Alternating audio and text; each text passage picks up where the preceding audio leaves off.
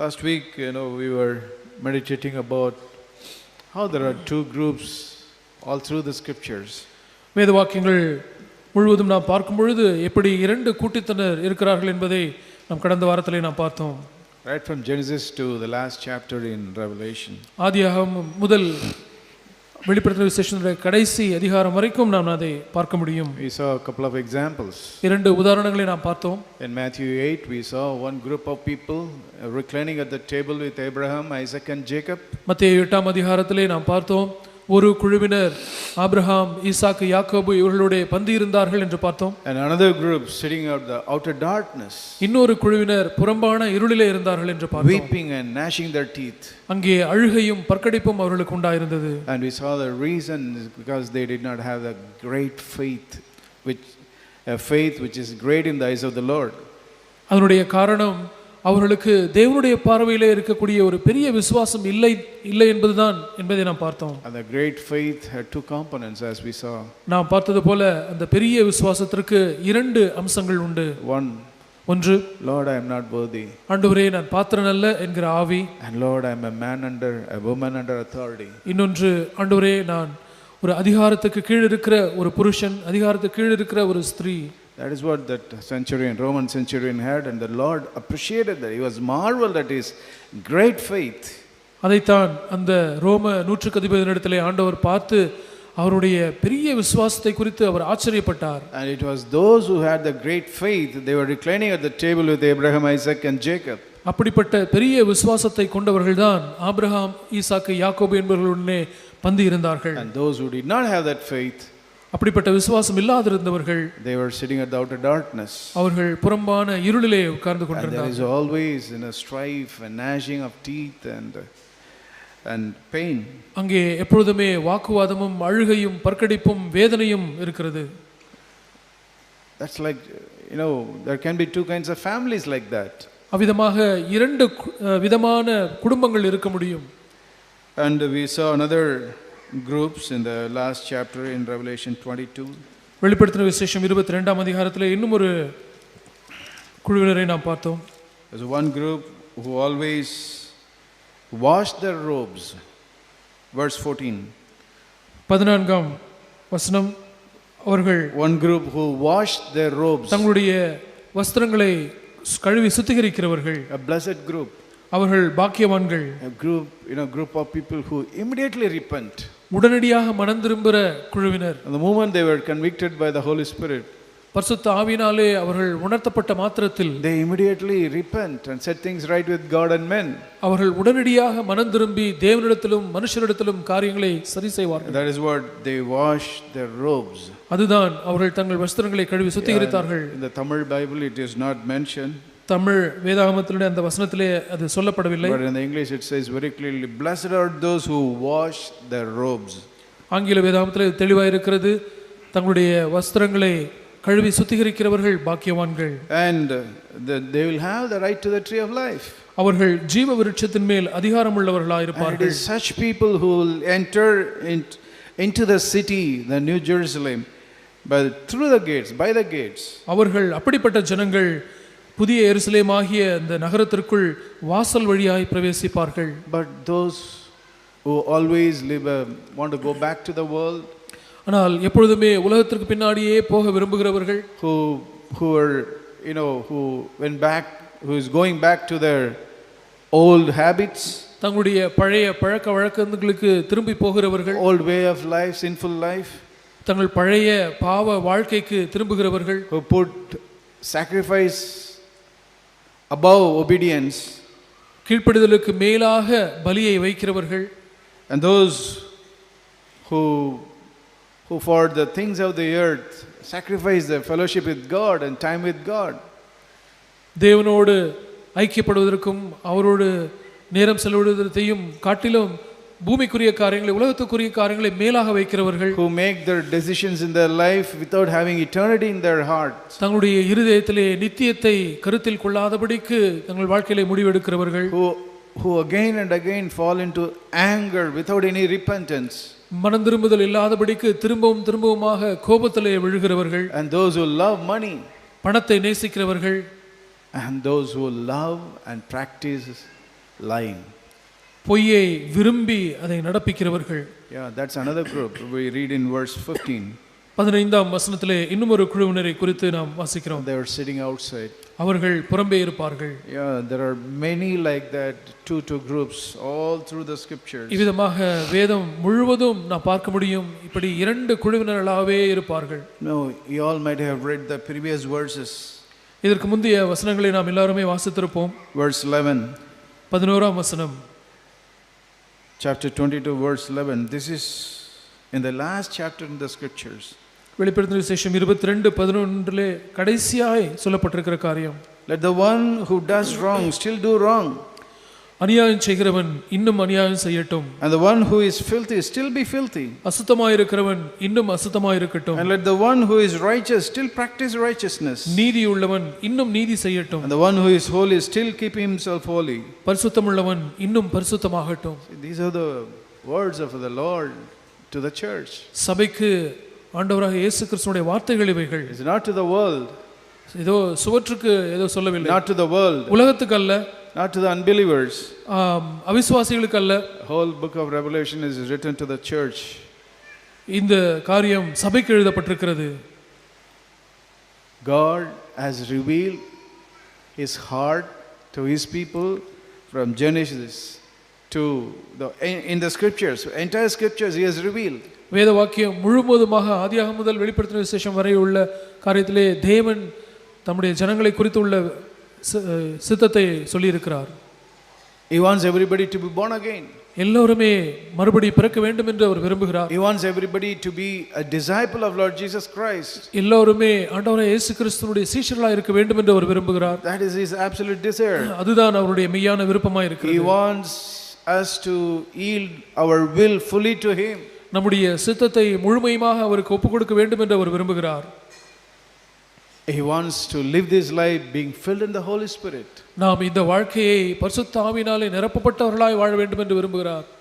But in spite of knowing everything in the scriptures, வேதத்திலே இருக்கிற எல்லா காரியங்களையும் அறிந்த பிறகும், in spite of knowing the wonderful promises in the scriptures, வேத வாக்கியங்களில் இருக்கக்கூடியதான அற்புதமான வாக்குத்தத்தங்களை அறிந்திருந்த போதிலும், after revealing his heart, his loving heart, his strictness and kindness to his people, தம்முடைய ஜனங்களுக்கு தேவன் தம்முடைய தயவையும் கண்டிப்பையும் தம்முடைய இதயத்திலிருந்து அப்படியே வெளிப்படுத்தி காட்டின பிறகும், in spite of that, அப்படி இருந்த போதிலும், in spite of knowing the price Jesus paid on the cross, இயேசு கிறிஸ்து சிலுவையிலே செலுத்தின விலைக்கிரயத்தை அறிந்த பொழுதும், in spite of knowing the depth of God's love, Father's love, பிதாவாகிய தேவனுடைய அன்பின் ஆழத்தை நாம் அறிந்த போதிலும், the Lord says, ஆண்டவர் சொல்கிறார், if you want to do something wrong, you can still do wrong.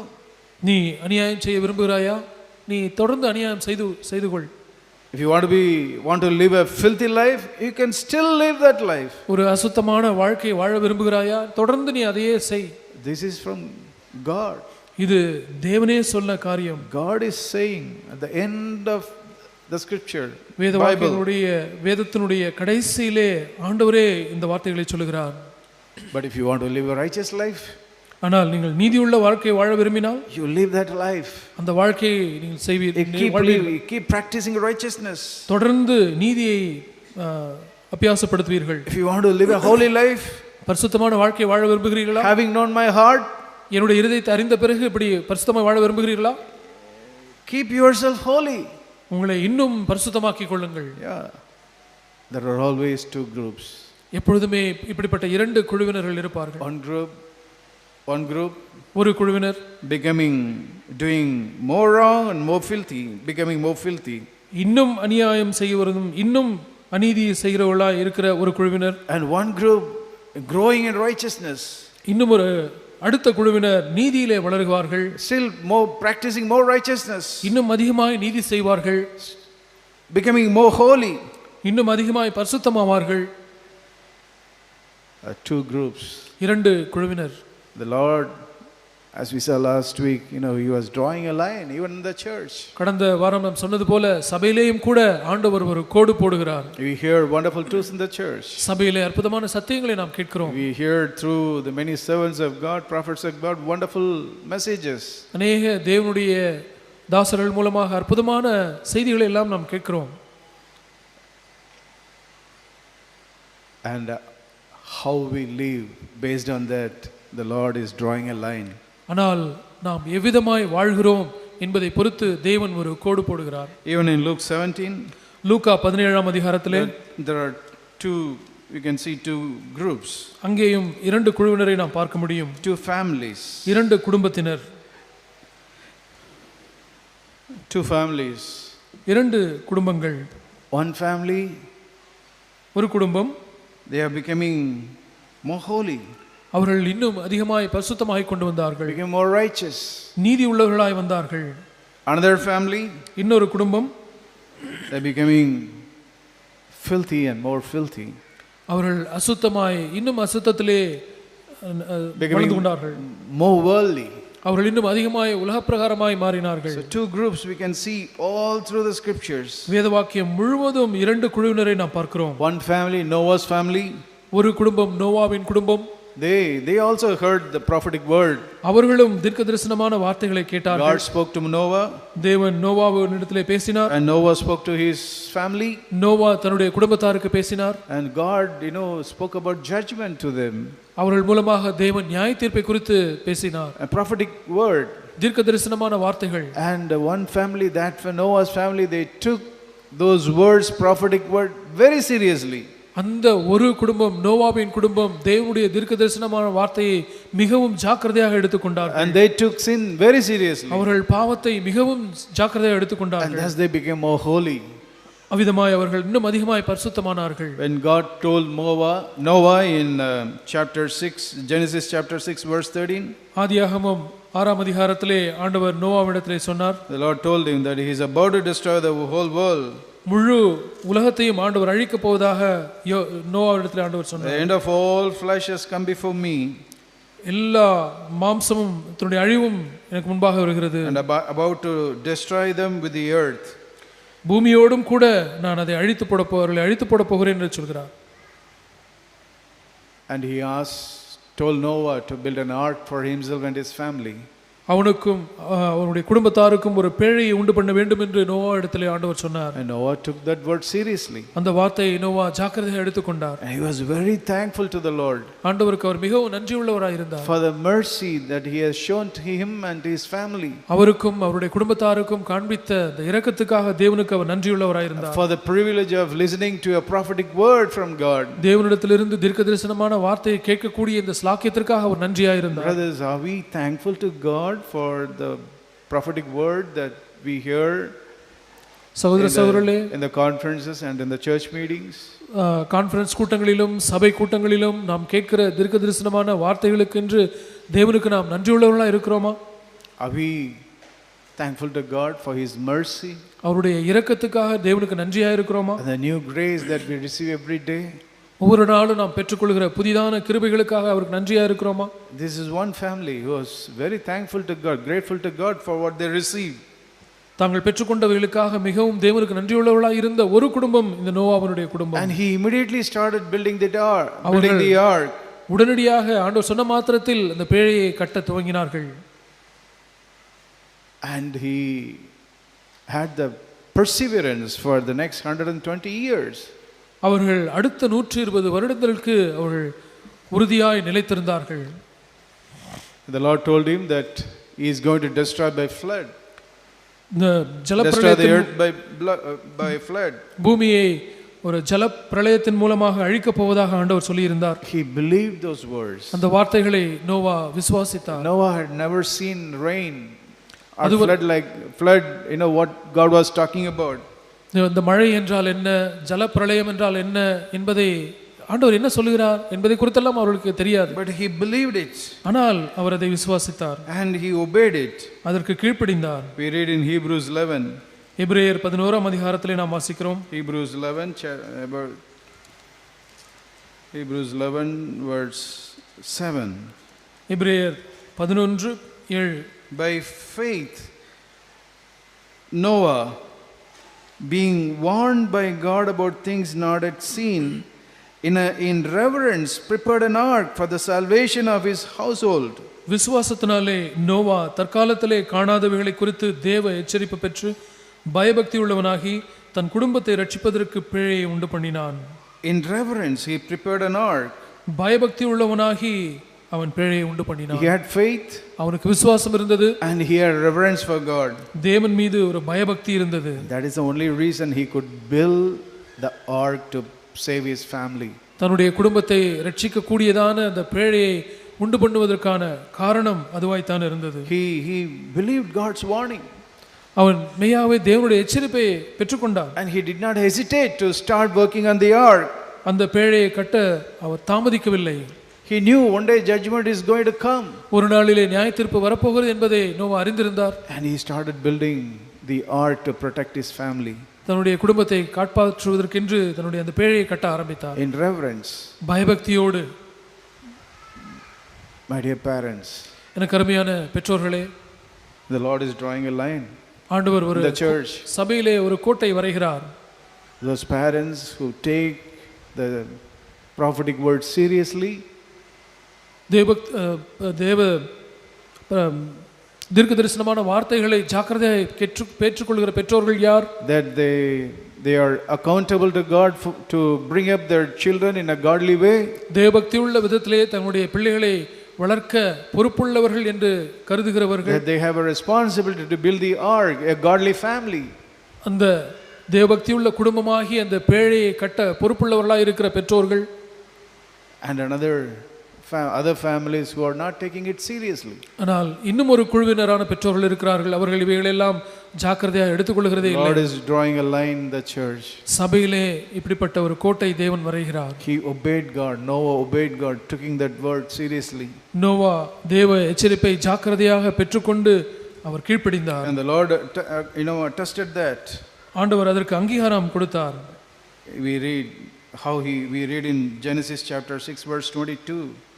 ஆதியாகமம் 6:22 நாம் வாசிக்கிறோம். Noah did according to all that God had commanded him.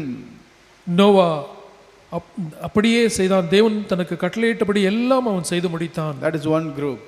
அது ஒரு கூட்டத்தினர். There is one family, one sort of family in the church. அது சபையிலே இருக்கக்கூடிய ஒரு விதமான குழுவினரான குடும்பங்கள். There is another group. இன்னும் ஒரு கூட்டம் இருக்கிறது. The Lord spoke in Luke 17. 17ஆம் வசனத்திலே ஆண்டவர் பேசினார். Luke 17.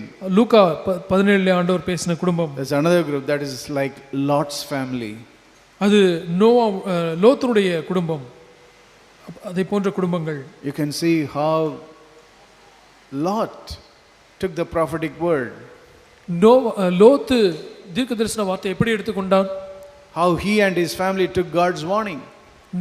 லோத்தும் அவருடைய குடும்பத்தாரும் தேவனுடைய எச்சரிப்பை எப்படி எடுத்துக்கொண்டார்கள்? Let's turn to Genesis 19. ஆதியாகமம் 19ஆம் அதிகாரத்துக்கு நாம் திருப்பிக் கொள்ளலாம். Genesis 19 verse 15. ஆதியாகமம் 19:15 வசனம். And the Lord sent 2 angels. ஆண்டவர் 2 தூதர்களை அனுப்பினார். And they urged Lot, saying, take your wife, your daughters who are here, you will be swept away in the punishment of this city. பட்டணத்திற்கு வரும் தண்டனையில் நீ அழியாதபடிக்கு உன் மனைவியும் இங்கே இருக்கிற உன் 2 குமாரத்திகளையும் அழைத்துக் கொண்டு போ என்று சொல்லி அவனை துரிதப்படுத்தினார்கள். The Lord told Noah also.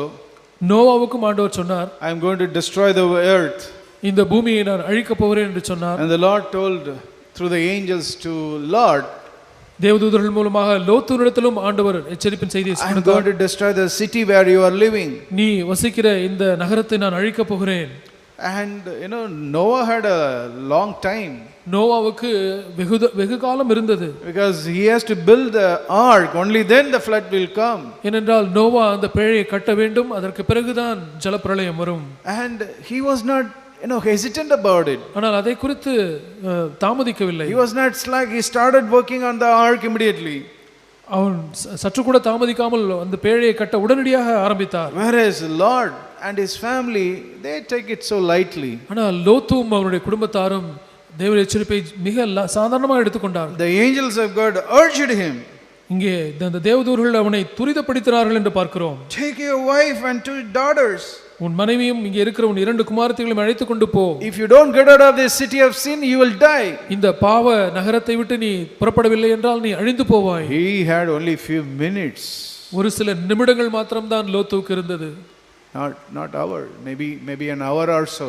ஒருவேளை ஒரு மணி நேரமாக இருக்கலாம். But you know what it says? ஆனால் அதை குறித்து என்ன வாசிக்கிறோம்? We read in verse 16. 16ஆம் வசனத்திலே வாசிக்கிறோம். It says he hesitated. அவன் தாமதித்துக் கொண்டிருக்கும்போது He hesitated. தாமதித்தான். Noah did not hesitate. ஆனால் நோவா அப்படி தாமதிக்கவில்லை.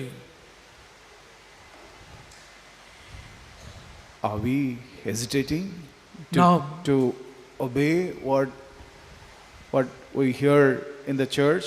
சபையிலே நாம் கேட்கிற வார்த்தைகளுக்கு கீழ்ப்படிகிறதற்கு நாம் தாமதிக்கிறவர்களாக இருக்கிறோமா?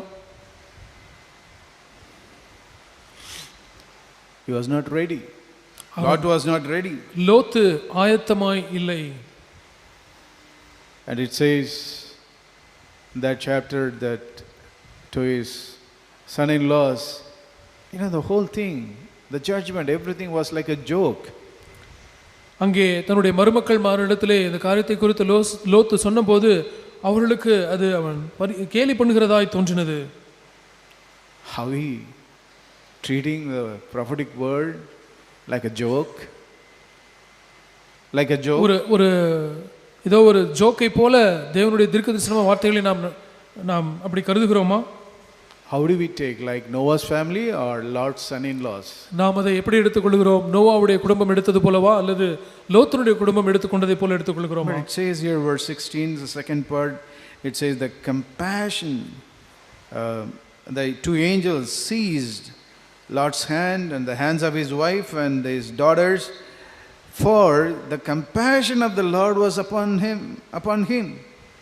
கர்த்தர் அவன் மேல் வைத்த இரக்கத்தினாலே அந்த தேவதூதர்கள் அவன் கையையும் அவன் மனைவியின் கையையும் 2 குமாரத்திகளின் கையையும் பிடித்து அவனை பட்டணத்திற்கு வெளியே கொண்டு போய் விட்டார்கள். It was because of the mercy of God, the angels took him out forcefully.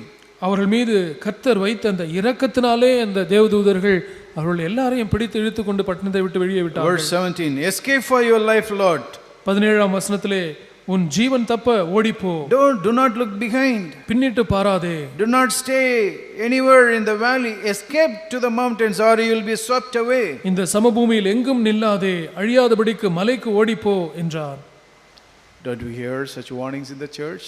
இப்படிப்பட்ட எச்சரிப்புகளை நாம் சபையிலே கேட்கிறோமா? Don't be stagnant. அப்படியே பின்தங்கி நின்று விடாதீர்கள். Be filled in the Holy Spirit and keep going. பரிசுத்த ஆவியினாலே நிரப்பப்பட்டவர்களாய் முன்னேறி செல்லுங்கள். Read the scriptures and know the heart of God and keep going. Don't be stagnant. வேத வாக்கியங்களை வாசித்து தேவனுடைய சத்தத்தை கேட்டு முன்னேறி செல்லுங்கள். அப்படியே பின்தங்கி நின்று விடாதீர்கள். Don't just listen to the word. தேவனுடைய வார்த்தையை கேட்கிறவர்களாய் மாத்திரம் இராதீர்கள். Don't just take the lamp. அந்த விளக்கை எடுத்துக்கொள்கிறவர்களாய் மாத்திரம் இராதீர்கள். Take the oil also. உங்களிடத்திலே அந்த எண்ணெயையும் எடுத்துக்கொள்ளுங்கள். We hear such exhortations in the church. சபையிலே இப்படிப்பட்ட புத்திமதிகளை எல்லாம் நாம் கேட்கத்தான் செய்கிறோம். How do we respond? நாம் எப்படி அதற்கு மாறுத்தரம் கொடுக்கிறோம்? You know how Lot responded to that? ஆண்டவர் அதற்கு எப்படி பதிலளித்தார் தெரியுமா? When they said, escape for your life, don't look behind. உன் ஜீவன் தப்ப ஓடிப்போ, எங்கும் நில்லாதே என்று ஆண்டவர் சொன்னபோது, don't be stagnant, go keep moving. நீ பின்னிட்டு பாராதே, நிற்காதே, எங்கும் நில்லாதே, ஓடிப்போ என்று சொல்கிறார். You know what was his response? லோத்துனுடைய பதில் என்னவாய் இருந்தது? Oh no, my lords. அப்படி அல்ல ஆண்டவரே. Oh, you brought me out of Sodom and Gomorrah. Sodom Gomorrah பட்டணங்களை விட்டு எங்களை வெளியே கொண்டு வந்து விட்டீர்.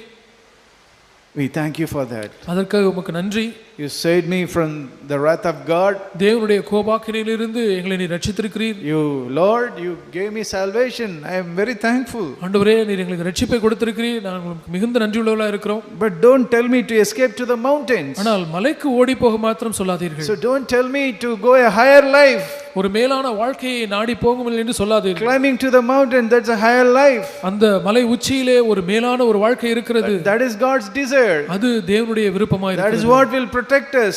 அதுதான் நம்மை பாதுகாக்கும். If you are stagnant, நாம் அப்படியே நின்று கொண்டிருப்போமானால் will be destroyed. நாம் அழிக்கப்பட்டு போவோம். That is what the angel warned them. அதைத்தான் அந்த தேவதூதர்கள் எச்சரித்தார்கள். Standing in a place, it will only take you back, it will not keep you move forward. ஒரு இடத்திலே அப்படியே நின்று கொண்டிருந்தால் அது நம்மை முன்னேற்றி நடத்தாது, நாம் பின்னாகத்தான் நாம் செல்லுவோம். Climbing a mountain, that's a life of a disciple. அந்த மலையை ஏறுகிற ஒரு வாழ்க்கை தான் ஒரு சீஷனுடைய வாழ்க்கை. Fulfilling the three conditions of the discipleship. சீஷத்துவத்தினுடைய இந்த மூன்று நிபந்தனைகளை நிறைவேற்றுவது.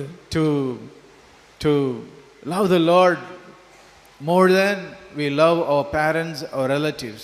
நம்முடைய பெற்றோர்களையும் நம்முடைய உறவினர்களையும் நேசிப்பதை காட்டிலும் தேவனை அதிகமாய் நேசிப்பது. To love the Lord more than we love our wife and children. நம்முடைய மனைவியையும் பிள்ளைகளையும் நேசிக்கிறதை காட்டிலும் தேவனை அதிகமாய் நேசிப்பது. That is a condition of the discipleship. அது சீஷத்துவத்தினுடைய நிபந்தனை. That is what going up to the mountains. அதுதான் மலை உச்சிக்கு போகிற வாழ்க்கை. And second condition, இரண்டாவது நிபந்தனை, denying our will and taking up the cross and following him.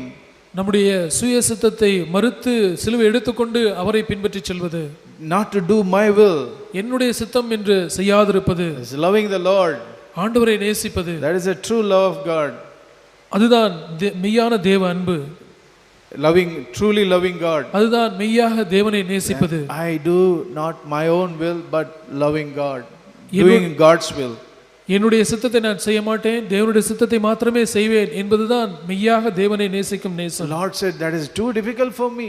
ஆண்டவரே அது எனக்கு கஷ்டம் என்று சொன்னார். And the third condition is, மூன்றாவது நிபந்தனை, not loving the earthly things, பூமிக்குரியவைகளை நேசிப்பதல்ல, not possessing the earthly things. பூமிக்குரியவைகளை பற்றிக் கொண்டிருப்பதல்ல. If I love the earthly things, நான் பூமிக்குரிய காரியங்களை நேசிப்பேனால், if I have a grip on it, அவைகள் மீது எனக்கு ஒரு பற்று பிடிப்பு இருக்குமானால், then I am gripped by the love of God. Then being gripped by the love of God, தேவனுடைய அன்பினாலே பற்றி பிடிக்கப்படுவதற்கு பதிலாக, if I am gripping the things of this world, இந்த பூமிக்குரிய காரியங்களை நான் பற்றி பிடித்துக் கொண்டிருப்பேனால், if I am not willing to give up all the earthly things for the Lord's sake, எல்லாவற்றையும் ஆண்டவர் நிமித்தமாக விட்டுவிடாதிருப்பேனால், I am not a disciple.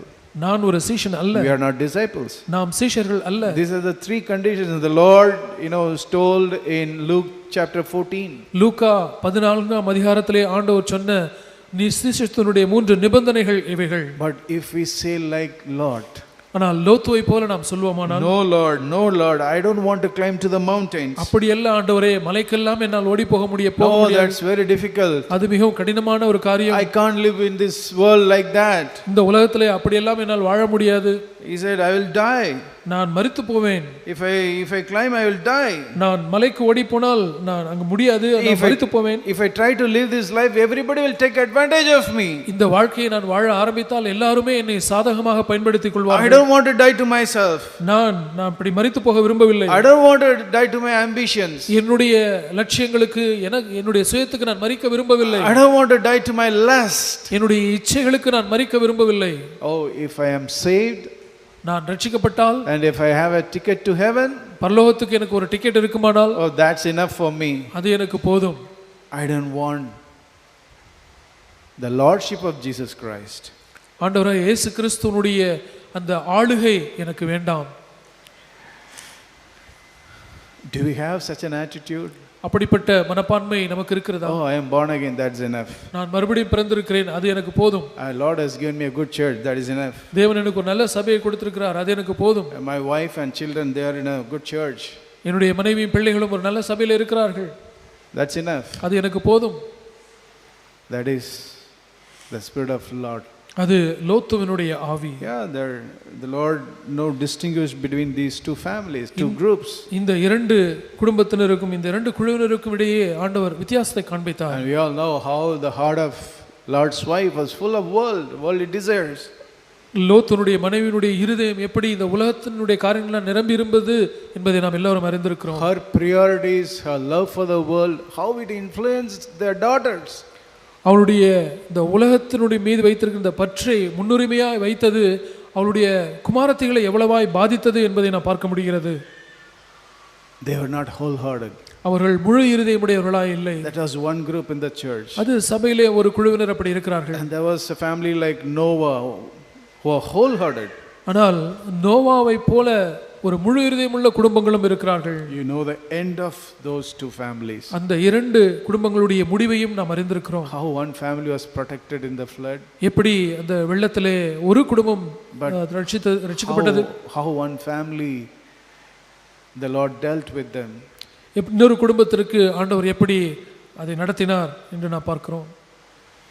To Lord, God was not the center of attraction. To Lord, God was not the center of attraction. லோத்துக்கு தேவன் ஒரு மையமான ஒரு ஈர்ப்பாய் இல்லை. And to his wife and children also, God was not the center of attraction. லோத்துனுடைய மனைவிக்கும் அவருடைய பிள்ளைகளுக்கும் கூட தேவன் ஒரு நடுமையமானவராய் இல்லை. That is why his wife was lost, his children were lost. அதனால்தான் லோத்துனுடைய மனைவியும் அவருடைய பிள்ளைகளும் இழக்கப்பட்டு போனார்கள். Dear families, let's take these words seriously. அருமையான குடும்பங்களே, இந்த வார்த்தைகளை நாம் ஜாக்கிரதையாக எடுத்துக்கொள்வோம். Lot was always in a fighting mode. லோத்து எப்பொழுதுமே ஒரு சண்டையிடுகிற ஒரு நிலைமையிலே இருந்தான். There was a strife between his workers, Abraham's workers, and Lot's workers, shepherds. ஆபிரகாமுடைய மந்தை மேய்ப்பருக்கும் லோத்துனுடைய மந்தை மேய்ப்பருக்கும் வாக்குவாதம் உண்டாயிற்று. But you know, Lot was willing to give up the fellowship with Abraham. லோத்து ஆபிரகாமோடு கூட இருந்த அந்த ஐக்கியத்தை விட்டுவிட அவன் துணிந்தான். For an earthly thing. பூமிக்குரிய ஏதோ ஒரு காரியத்துக்காக. Abraham was a man who is not willing to fight with Lot. லோத்துனோடு சண்டையிட விரும்பாத ஒரு மனுஷன்தான் ஆபிரகாம். He feared God. அவர் தேவனுக்கு பயப்பட்டார். I don't want to fight with you, Lot. லோத்துவே, உன்னோடு நான் சண்டையிட வாக்குவாதம் பண்ண விரும்பவில்லை. We are brothers. நாம் சகோதரர்கள். We read that in Genesis 13. அதை நாம் ஆதியாகமம் 13ஆம் அதிகாரத்திலே வாசிக்கிறோம். Genesis 13 verse 8. ஆதியாகமம் 13ஆம் அதிகாரம் 8ஆம் வசனம். Abraham said to Lord, please let there be no strife between you and me. Abraham லோத்தை நோக்கி, எனக்கும் உனக்கும் என் மேய்ப்பருக்கும் உன் மேய்ப்பருக்கும் வாக்குவாதம் வேண்டாம். Hey, we are brothers. நாம் சகோதரர். We cannot have any grudge between us. நம் இருவருக்கும் இடையே எந்த ஒரு கசப்பும் பகையும் இருக்கக்கூடாது. Oh, what an attitude Abraham had. ஆபிரகாமுக்கு இருந்த மனப்பான்மை எப்படிப்பட்டதா இருந்தது? One group like Abraham. ஒரு குழுவினர் ஆபிரகாமை போன்றவர்கள். One group like Lot. இன்னொரு குழுவினர் லோத்துவை போன்றவர்கள். They don't have grudge against any brother. அவர்களுக்கு யார் மீதும் எந்த ஒரு கசப்பும் பகையும் இல்லை. We are brothers. அவர்கள் சகோதரர்கள். We are sisters. நாம் சகோதரிகள். We cannot fight. நாம் இப்படி வாக்குவாதம் பண்ண கூடாது. We cannot have any grudge between us. நம் இருவருக்கும் இடையே எந்த வாக்குவாதம் இருக்க கூடாது. No, people are, it says in the previous verse, the last part of verse 7, Canaanite, Perizzite were dwelling in that land. அதுக்கு முந்தைய வருஷத்தினுடைய பிற்பகுதியில் நாம் வாசிக்கிறோம், அக்காலத்திலே கானானியரும் பெரிசியரும் அத்தேசத்தில் குடியிருந்தார்கள். There are a lot of heathen people around us. அங்கே ஏராளமான புறஜாதியினர்கள் வாழ்ந்து வந்தார்கள். People who do not know God. தேவனை அறியாத ஜனங்கள் வாழ்ந்து கொண்டிருந்தார்கள். Abraham was concerned about the glory of God. தேவனுடைய மகிமை குறித்து கரிசனையுடையவராய் ஆபிரகாம் இருந்தார். Hey Lord, if we fight, our Lord's name will be dishonored among the heathen. லோத்துவே, நாம் இருவரும் வாக்குவாதம் பண்ணிக்கொண்டால் நம்மை சுற்றில் இருக்கிறதான புறஜாதியார்கள் தேவனுடைய நாமத்துக்கு அபகீர்த்தி கொண்டு வருவார்கள் உண்டாகும். He was concerned about God's name. தேவனுடைய நாமத்தை குறித்து கரிசனையுடையவராய் இருந்தார். He wanted God's name to be hallowed. அவருடைய தேவனுடைய நாமம் பரிசுத்தப்பட வேண்டும் என்று அவர் விரும்பினார். I will not fight. ஆகவே நான் சண்டை போட மாட்டேன். If you want to go, you are free to go. நீ போக விரும்பினால் நீ போகலாம். And what was the decision Lot took? லோத்து எடுத்த தீர்மானம் என்ன? முடிவு என்ன? To me, my cattle and sheep, that is more important. These earthly things is more important. அவனுடைய மனப்பான்மை எப்படி இருந்தது என்றால், எனக்கு இந்த பூமிக்குரிய காரியங்களாகிய இந்த ஆடு மாடுகள் கழுதைகள் இந்த பூமிக்குரிய ஆஸ்தி இது எனக்கு முக்கியம். And I want a good land for all my cattle. என்னுடைய ஆடு மாடுகளுக்கு மிருக ஜீவன்களுக்கு ஒரு நல்ல தேசம் நல்ல இடம் எனக்கு வேண்டும். So I am willing to give up my relationship with you, my fellowship with you. உம்மோடு கூட இருக்கிறதான அந்த ஐக்கியம் இந்த உறவு இதெல்லாம் இது நிமித்தமாக நான் விட்டுவிட நான் ஆயத்தமாக இருக்கிறேன் என்று சொன்னார். But I am not willing to leave the earthly blessings. ஆனால் அந்த பூமிக்குரிய ஆசீர்வாதங்களை விட்டுவிட நான் ஆயத்தமாக இல்லை. Lot knew this. The choice that he has made is a place of wickedness. லோத்து தெரிந்து கொண்ட அந்த முடிவெடுத்த அந்த இடம் ஒரு அக்கிரமம் நிறைந்த இடம் என்பதை லோத்து அறிந்திருந்தான். I know some families, they forsake the fellowship with the church. சபையோடு கூட இருக்கிற Forsook the fellowship with the church. சபையோடு கூட இருக்கிறதான அந்த ஐக்கியத்தை விட்டு விடுகிற சில குடும்பங்களை நான் அறிந்திருக்கிறேன். They were, for some reason, they valued other things more than fellowship. ஏதோ ஒரு காரணத்திற்காக மற்ற காரியங்களை முன்வைத்து சபையோடு இருக்கிற ஐக்கியத்தை அவர்கள் விட்டு விடுகிறார்கள். Like Lot lifted up his eyes and it says he chose for himself. லோத்து தன் கண்களை ஏறெடுத்து பார்த்து தனக்காக அந்த நிலத்தை சமபூமியை தெரிந்து கொண்டான் என்று எழுதப்பட்டிருக்கிறது. Verse 11. 11ஆம் வசனம். I want to underline that word. அந்த வார்த்தையை நீங்கள் அடிக்கோடிட்டுக் கொள்ளுங்கள். He chose for himself. அவன் சமபூமி முழுவதையும் தனக்கென்று தெரிந்து கொண்டான். At the cost of fellowship of a godly man. ஒரு தேவபக்தி உள்ள மனுஷனோடு கூட இருக்கக்கூடிய அந்த ஐக்கியத்தை விலைக்கிரயமாய் செலுத்திவிட்டு அதை தெரிந்து கொண்டான். He was willing to separate from Abraham. Verse 11. 12ஆம் வசனம். ஆபிரகாமை விட்டு பிரிய அவன் ஆயத்தமாயிருந்தான். Same way even Demas, அதே விதமாக தான் தேமாவும், is one of the co-worker of Paul. அது பவுலுடைய உடன் ஊழியர்களாக இருந்தவர்களிலே ஒருவன். He chose for himself. தனக்கென்று தெரிந்து கொண்டான். He put his fellowship with Paul. That was not important for him. பவுலோடு கூட இருக்கிறதான அந்த ஐக்கியம் எல்லாம் எனக்கு முக்கியம் அல்ல. He was the godliest man at that time. அந்த சமயத்திலே வாழ்ந்த மிகவும் தேவபக்தி உள்ள ஒரு மனுஷன் Pavul. And Demas, he chose the world. ஆனால் தேமா உலகத்தை தெரிந்து கொண்டான். Above the fellowship with the godly man. தேவபக்தி உள்ள நபராகிய பவுலோடு இருக்க ஐக்கியத்தை காட்டிலும் மேலாக அவன் அந்த உலகத்தை மேன்மையாக வைத்தான். We know what happened to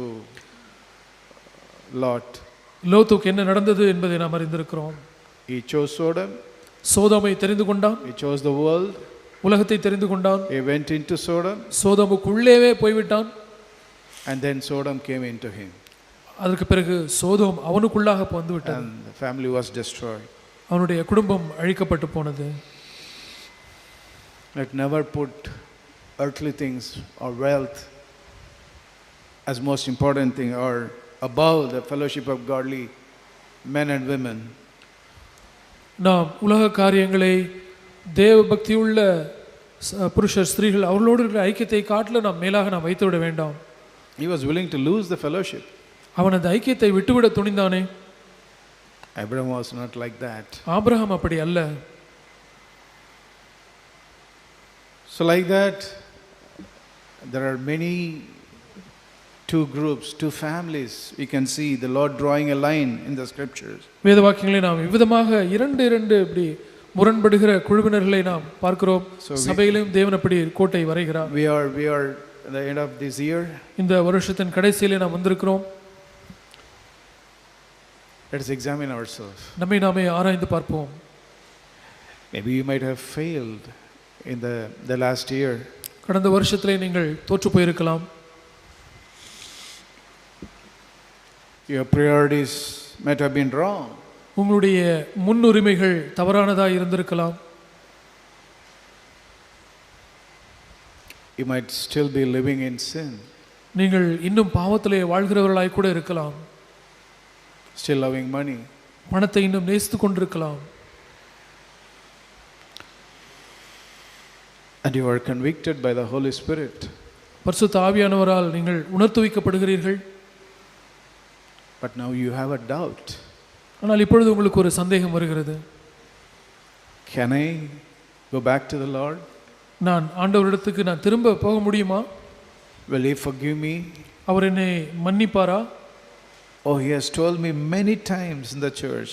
சபையிலே அவர் அநேக முறை சொல்லியிருக்கிறார். He has told me in many meetings I have heard that all the decisions I made, the choices I made, it was against the word of God.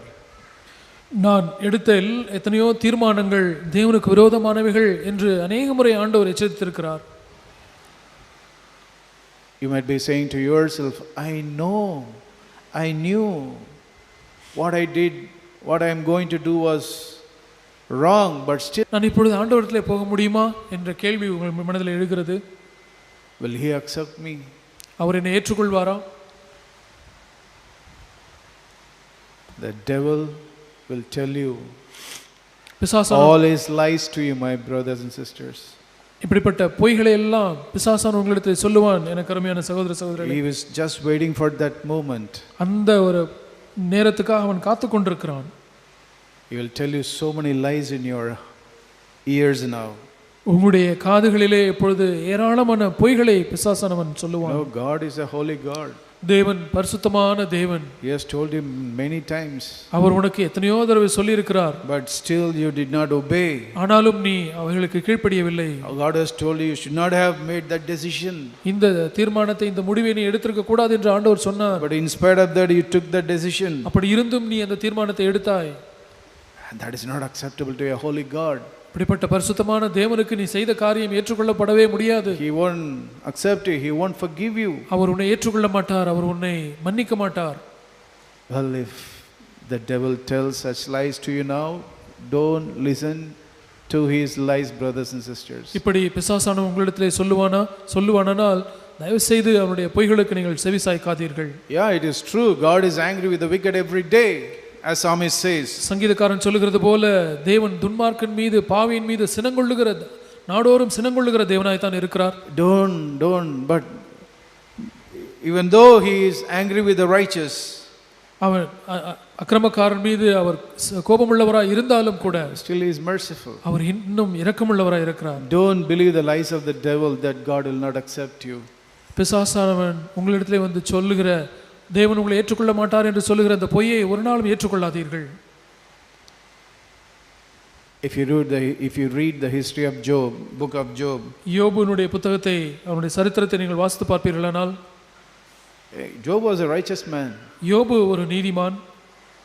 But even to that righteous man, the devil told so many lies about அந்த God. நீதிமானிலும் கூட பிசாசானவன் தேவனை பற்றி ஏராளமான பொய்களை விதைத்தான். You know, there was a man, one of his friends called Eliphaz. எலிப்பாஸ் என்கிற யோபுனுடைய நண்பர்களில் ஒருவன் இருந்தான். We read about what he spoke to Job in Job chapter 4. யோபு 4ஆம் அதிகாரத்திலே யோபுனிடத்திலே அந்த எலிப்பாஸ் சொன்ன காரியங்களை நாம் வாசிக்கிறோம். If you read from chapter 4 verse 12 to 20, யோபு 4ஆம் அதிகாரம் 12 முதல் 20 வரை உள்ள வசனங்களை வாசிப்பீர்களானால் read that. வீட்டுக்கு சென்று நீங்கள் அவைகளை வாசித்து But I பாருங்கள். want to tell something. ஒரு காரியத்தை நான் உங்களுக்கு சொல்ல விரும்புகிறேன். That is not from God. அது தேவனிடத்திலிருந்து வந்த வார்த்தை அல்ல.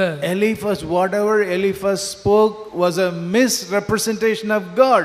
எலிப்பாஸ் அந்த பகுதியிலே சொன்ன காரியங்கள் எல்லாம் தேவனை பற்றி திரித்து கூறின காரியங்கள். It was, bringing a guilt and condemnation to Job. யோபுவுக்கு ஒரு குற்ற உணர்வையும் ஒரு ஆக்கினை தீர்ப்பையும் கொண்டு வரும்படியாக சொன்ன வார்த்தைகள். So at the outside it looks as if he is speaking the truth. வெளிப்புறமாக பார்க்கும் பொழுது எலிப்பாஸ் பேசுகிறது ஒரு உண்மையை தான் பேசுகிறான் என்பது போல தோன்றுகிறது. But we know what the Lord said about all the friends or whatever the friends of Job spoke in the last chapter. அந்த யோபு சரித்திரத்தின் கடைசி அதிகாரத்திலே இந்த யோபுனுடைய 3 நண்பர்களை குறித்து ஆண்டவர் சொன்ன காரியத்தை நாம் அறிந்திருக்கிறோம். And especially to Eliphaz, குறிப்பாக எலிப்பாஸ் இடத்திலே, who gave a misrepresentation of God. தேவனை பற்றி திரித்து கூறின மனுஷன். In Job 42:7, the Lord specifically told him, "You did not speak rightly about me." 42ஆம் அதிகாரம் 7ஆம் வசனத்திலே எலிப்பாஸ் இடத்திலே குறிப்பாக ஆண்டவர் எலிப்பாஸை நோக்கி, நீ என்னை குறித்து பேசினது சரியல்ல. The Lord did not accept ஆண்டவர் அதை ஏற்றுக்கொள்ளவில்லை. whatever Eliphaz spoke. எலிப்பாஸ் பேசின காரியங்களை ஆண்டவர் அங்கீகரிக்கவில்லை. And what did he speak? What did he speak? அவன் என்ன பேசினான்? Read that in verse 4, 12 to 20. 4ஆம் அதிகாரம் 12 முதல் 20 வரை உள்ள வசனங்களை Verse வாசித்து பாருங்கள். 17. 17ஆம் வசனம். Can mankind be just before God? மனுஷன் தேவனை பார்க்கிலும் நீதிமானாய் இருப்பானோ? Can a man be pure before his maker? மனுபுத்திரன் தன்னை உண்டாக்கினவரை பார்க்கிலும் சுத்தமாய் இருப்பானோ? He puts no trust even in his servants, verse 18. 18ஆம் வசனத்திலே அவர் தம்முடைய பணிவிடைக்காரரிடத்தில் நம்பிக்கை வைப்பதில்லை. And against his angels he charges error. தம்முடைய தூதரின் மேலும் புத்தியீனத்தை சுமத்துகிறாரே. The devil was saying to him, பிசாசானவரிடத்திலே சொல்லிக் கொண்டிருக்கிறான். to Job, யோபுவிடத்திலே through Eliphaz, எலிப்பாஸ் மூலமாக சொல்லுகிறான், Job, யோபு, don't think, you are so righteous, God does not even trust you. நீ நீதிமான் என்று நினைக்காதே, தேவன் உன்னை நம்புகிறதில்லை. You have disappointed him, that is why you are facing all these problems. உன் மீது தேவன் ஏமாற்றம் அடைந்திருக்கிறார், அதனாலே தான் நீ இப்படிப்பட்ட பிரச்சனைகள் எல்லாம் சந்தித்துக் கொண்டிருக்கிறாய். In verse 20, 20ஆம் வசனம், you know what he said? அவர் என்ன சொல்லுகிறான் பாருங்கள். God finds mistake with even his angels. He finds error even with his angels. தம்முடைய 18ஆம் வசனம் பிற்பகுதியிலே தம்முடைய தூதரின் மேலும் புத்தியினத்தை சுமத்துகிறாரே. Yeah, verse 18. 18ஆம் வசனம், against his angels he charges error. தம்முடைய தூதரின் மேலும் புத்தியினத்தை சுமத்துகிறார். And you have done so much plenty of mistakes and wrongs, errors in your life. உன்னுடைய வாழ்க்கையிலே ஏராளமான புத்தியினத்தையும் தவறுகளையும் அவர் பார்க்கிறார். So he will not accept you. அவர் உன்னை ஏற்றுக்கொள்ள மாட்டார். God will only destroy you. தேவன் உன்னை அழிக்க மாத்திரம் தான் செய்வார். God will only punish you. உன்னை அவர் தண்டிக்க மாத்திரம் தான் செய்வார். He spoke as if he is speaking for God, but it's all lies. தேவன் பட்சத்திலிருந்து பேசுகிறது போல பேசினாலும் அவன் பேசினவைகள் எல்லாம் பொய். And the devil, through Eliphaz, he was continuing to condemn Job. பிசாசானவன் எலிபாஸ் மூலமாக தொடர்ந்து யோபுவை ஆக்கினைக்குள்ளாக தீர்த்து கொண்டு வந்தான். Same thing, the devil also speak even today. இன்றைக்கும் கூட பிசாசானவன் பேசுவான். You read Job 15 verse 11 to 16. யோபு 15 11 முதல் 16 வரை உள்ள வசனங்களை வாசிங்க. We don't have time to go through it. இப்பொழுது நாம் வாசிக்க நமக்கு நேரம் இல்லை. But you know what the devil is saying? ஆனால் பிசாசானவன் என்ன சொல்லுகிறான் தெரியுமா? Hey Job, God has comforted you by his word many times. யோபுவே, தேவன் உனக்கு எத்தனையோ வார்த்தைகளின் மூலமாக உனக்கு உற்சாகப்படுத்தி இருக்கிறார். Through many messages he has comforted you, encouraged you. எத்தனையோ வார்த்தைகள், செய்திகள் மூலமாக உனக்கு ஆறுதல் அளித்திருக்கிறார், உற்சாகப்படுத்தி இருக்கிறார். But you took it lightly and fell into sin. ஆனால் அவைகளை நீ சாதாரணமாக எடுத்துக்கொண்டு நீ பாவம் செய்து விட்டாய். How many times, verse 11, how many times God has spoken to you so gently when you committed sin? நீ பாவம் செய்த பொழுது தேவன் எவ்வளவாய் சாந்தமாய் உன்னிடத்திலே நடந்து கொண்டார். But you don't value that. ஆனால் நீ அதை அற்ப காரியமாக எடுத்துக்கொள். You are always carried away by sin. பாவத்தினால் இழுக்கப்பட்டு போனாய். You spoke words you should. பாவத்தினால் இழுக்கப்பட்டு போனாய். You spoke words you should not have spoken. நீ பேசத்தகாத வார்த்தைகளை பேசினாய். Yeah, the devil tells that how many times, of course we had some strife at home, and the devil tells you spoke words that you should not have spoken. வீட்டிலே இப்படி வாக்குவாதங்கள் வருகிறது. அந்த சமயத்திலே பிசாசானவன் சொல்லுகிறான், நீ பேசக்கூடாத வார்த்தைகளை எல்லாம் நீ பேசினாய் அல்லவா? You always had a strife with your husband. நீ எப்பொழுதுமே உன்னுடைய கணவனோடு ஒரு வாக்குவாதம் கொண்டிருந்தாயே. Do you think you can become pure again? Do you think you can become pure again? நீ திரும்பமாக சுத்தமாய் மாறி விடுவாய் என்று நினைக்கிறாயா? Do you think that you can overcome your anger? உன்னுடைய கோபத்தை நீ மேற்கொண்டு விட முடியும் என்று நினைக்கிறாயா? I don't think so. நான் அப்படிலாம் நினைக்கவில்லை. I don't think God will trust you. தேவன் உன்னை நம்ப மாட்டார். He doesn't even trust his holy angels. தம்முடைய சொந்த தூதர்களே கூட அவர் நம்புகிறதில்லை. Even heavens are not pure in his eyes. பரலோகம் கூட அவருடைய பார்வையிலே சுத்தமானது அல்ல. You are so sinful, you are so corrupt. How can God, accept you? நீ மிகவும் பாவம் நிறைந்தவன், நீ திருக்குள்ளவன், எப்படி தேவன் உன்னை ஏற்றுக்கொள்வார்? You drink iniquity like water. அக்கிரமத்தை தண்ணீரை போல நீ குடிக்கிறாய். God will not accept you. There is no hope for you. தேவன் உன்னை ஏற்றுக்கொள்ள மாட்டார், உனக்கு நம்பிக்கை இல்லை. You have sinned knowing that it is sin. நீ பாவம் என்று அறிந்தும் பாவத்தை செய்கிறாய். So many accusations from the devil. இவ்விதமாக ஏராளமான குற்றஞ்சாட்டுதல் சுமத்துவான் சாத்தான். Don't believe such lies of the devil, brothers and sisters. சகோதரர்களே, இப்படிப்பட்ட சாத்தானுடைய பொய்களை ஒருபோதும் நம்பாதீர்கள். You feel God is against you. தேவன் உங்களுக்கு விரோதமாக இருக்கிறார்கள் என்று அவன் சொல்லுவான். Even Job felt like that. யோபும் கூட அப்படி உணர்ந்தார். You might be feeling that brothers and sisters in the church are against you. சபையிலே இருக்கக்கூடிய சகோதர சகோதரிகள் கூட உங்களுக்கு விரோதமாக இருக்கிறார்கள் என்று கூட நீங்கள் நினைக்கலாம். Job felt like that. யோபும் அப்படி உணர்ந்தார். You read that in Job 19 verse 17. யோபு 19:17 நீங்கள் வாசித்து பாருங்கள். He says, my breath is offensive to my wife. என் சுவாசம் என் மனைவிக்கு வேறுபட்டிருக்கிறது. And I am loathsome to my own brothers. என் கர்ப்பத்தின் பிள்ளைகளுக்கு I am loathsome to my own brothers. என்னுடைய சொந்த சகோதரர்களுக்கு என்னை அசட்டை பண்ணுகிறார்கள். verse 17. 17ல பிள்ளைகளுக்காக வேற மாதிரி போட்டுருங்க.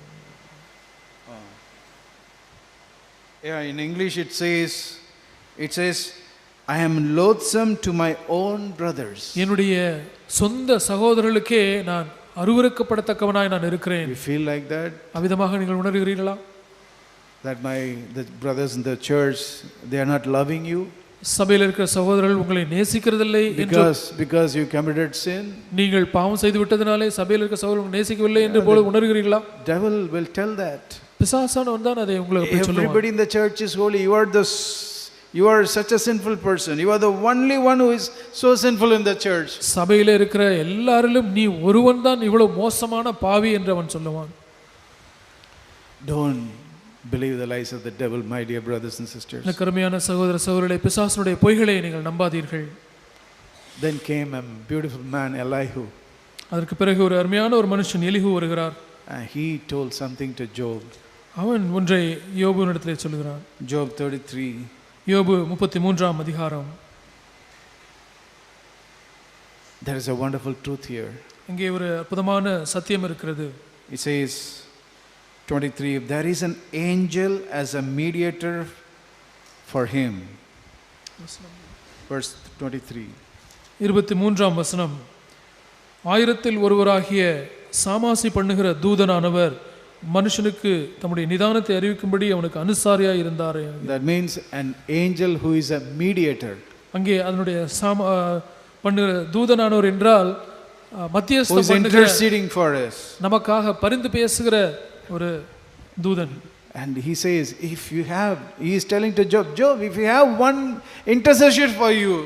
எலிஹு யோபுவை பார்த்து சொல்கிறார், யோபுவே உமக்காக பரிந்து பேசுகிற ஒருவர் மத்தியஸ்தர் ஒருவர் இருப்பாரானால், and there is one person who remind you what is right for him.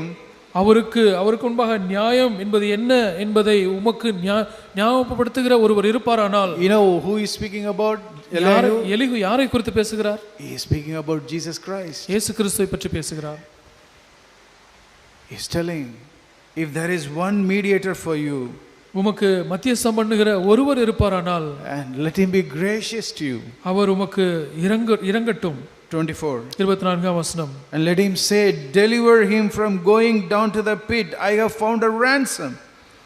அவர் அவனுக்கு இறங்கி அவன் படுகுழியில் இறங்காதபடிக்கு நீர் அவனை ரட்சியும் மீட்கும் பொருளை நான் கண்டுபிடித்தேன் என்பார். Oh Job, if there is one intercessor for you, யோபுவே அப்படி உமக்கு பரிந்து பேசுகிற ஒருவர் இருப்பாரானால், will intercede to God for you that you should not go to the pit. நீர் அந்த பாதாளத்துக்கு போகக்கூடாது என்று சொல்லி உமது பாரிசத்திலே தேவனிடத்திலே பரிந்து பேசுகிற ஒருவர் இருப்பாரானால், and if that mediator is willing to pay a ransom for you, அந்த மத்தியஸ்தர் உமக்காக ஒரு மீட்கும் பொருளை கொடுப்பாரானால், how wonderful it would have been. அது எவ்வளவு அற்புதமாக இருந்திருக்கும்.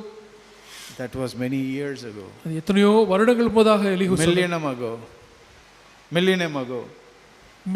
எத்தனையோ 1000 வருடங்களுக்கு முன்பதாக சொன்ன வார்த்தைகள். But today, ஆனால் இன்றைக்கு we have a mediator. இன்றைக்கு நமக்கு ஒரு மத்தியஸ்தர் இருக்கிறார். Today we have an intercessor.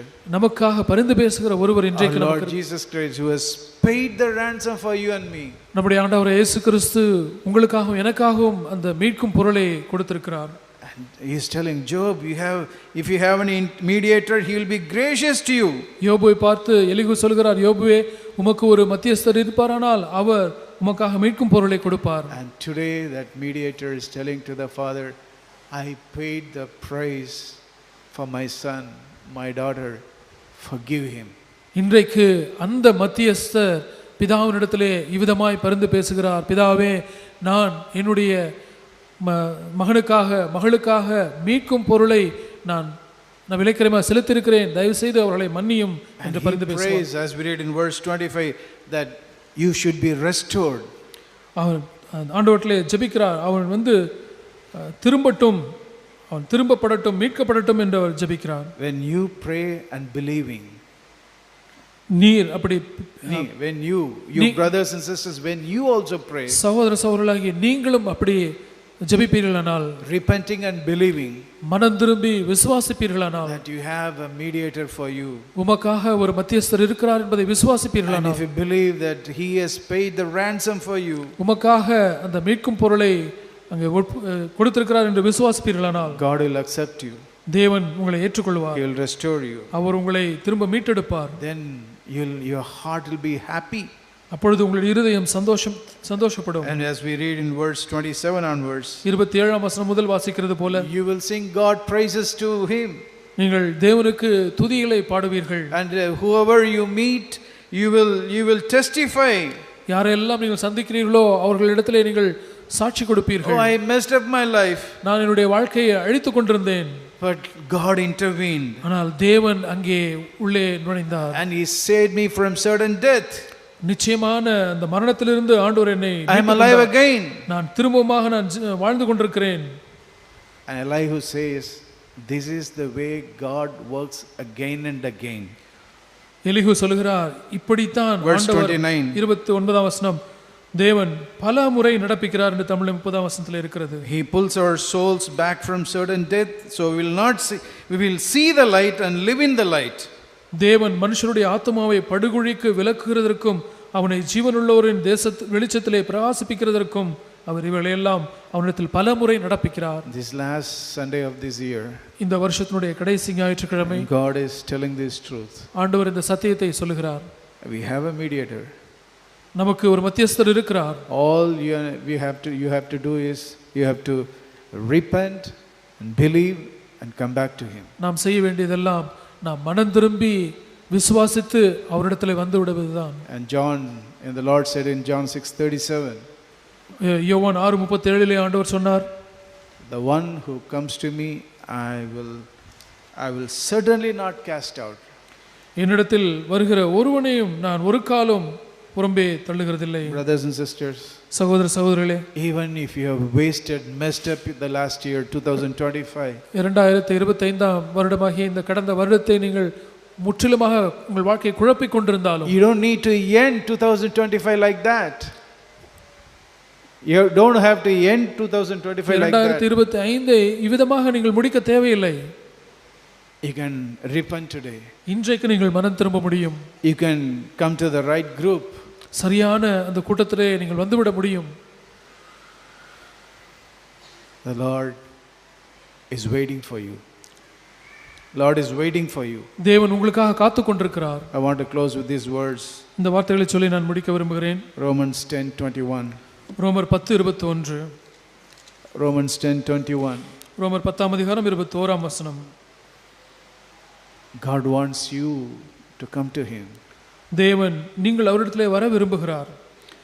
But as for Israel, he says, all the day long I have stretched out my hands. It says in verse 21. 21ஆம் வசனத்திலே இஸ்ரவேலை குறித்தோ என் ஜனங்களிடத்திற்கு நாள் முழுவதும் என் கைகளை நீட்டினேன். All the day long நாள் முழுவதும் I have stretched out my hands என்னுடைய கரங்களை நான் நீட்டினேன். to accept them, to hug them. அவர்களை ஏற்றுக்கொள்வதற்கும் அவர்களை கட்டி அணைப்பதற்கும். Was he stretching out his hand for a holy people? பரிசுத்தமான ஜனங்கள் தான் வேண்டும் என்று கைகளை விரிக்கிறாரா? You know what this verse says? வசனம் என்ன சொல்லுகிறது? I stretched out my hand to a disobedient and obstinate people. கீழ்ப்படியாதவர்களும் எதிர்த்து பேசுகிறவர்களுமாய் இருக்கிற ஜனங்களிடத்திற்கே நான் என் கைகளை நீட்டினேன். Yes, if you come to him in repentance. நீங்கள் மனம் திரும்புதலோடு ஆண்டவரிடத்திலே வந்தால், him that come to me, என்னிடத்தில் வருகிறவனை, the Lord says, I will not cast away. ஆண்டவர் சொல்கிறார், நான் புறம்பே தள்ளுகிறதில்லை. Our God is a loving God. நம்முடைய தேவன் அன்பான தேவனாய் இருக்கிறார். He wants only expect repentance, to acknowledge your sin and repent. நம்முடைய பாவத்தை உணர்ந்து ஏற்றுக்கொண்டு மனம் திரும்புகிறது தான் அவர் ஆண்டவர் விரும்புகிறார். He wants us to enter into the new year with a renewed heart. ஒரு புதிதாக்கப்பட்ட இருதயத்தோடு இந்த புதிய வருடத்திலே பிரவேசிக்க ஆண்டவர் விரும்புகிறார். To set things whatever the past behind us. நமக்கு கடந்த காலத்தை நமக்கு முதுகு பின்னே போட்டு விடும்படியாக அவர் விரும்புகிறார். Don't carry anything from 2025 to 2026. 2025ஆம் வருடத்தில் இருக்கிற இந்த பழைய காரியங்களை எடுத்துக்கொண்டு 26க்குள்ளாக போக வேண்டாம். Forgive others. மற்றவர்களை மன்னித்து விடுங்கள். Don't enter into 2026 having a grudge or unforgiving attitude against anybody on this earth. இந்த பூமியிலே யார் ஒருவர் மீதும் மன்னிக்க முடியாதபடிக்கு கசந்து கொண்டு பகையோடு விரோதத்தோடு நீங்கள் அடுத்த வருடத்திற்குள்ளே பிரவேசிக்க வேண்டாம். Seek for the baptism of the Holy Spirit. பரிசுத்த ஆவியானுடைய அபிஷேகத்துக்காக ஜெபியுங்கள். You have an interceder. You have an intercessor. நமக்கு ஒரு மத்தியஸ்தர் இருக்கிறார். And he will baptize you in the Holy Spirit. அவர் பரிசுத்த ஆவியினாலே உங்களை நிரப்புவார். And we can bring joy to our families and to the heaven. நம்முடைய குடும்பத்துக்கும் பரலோகத்துக்கும் சந்தோஷத்தை நாம் கொண்டு வர முடியும். May the Lord help us. ஆண்டவர் நமக்கு உதவி செய்வார்.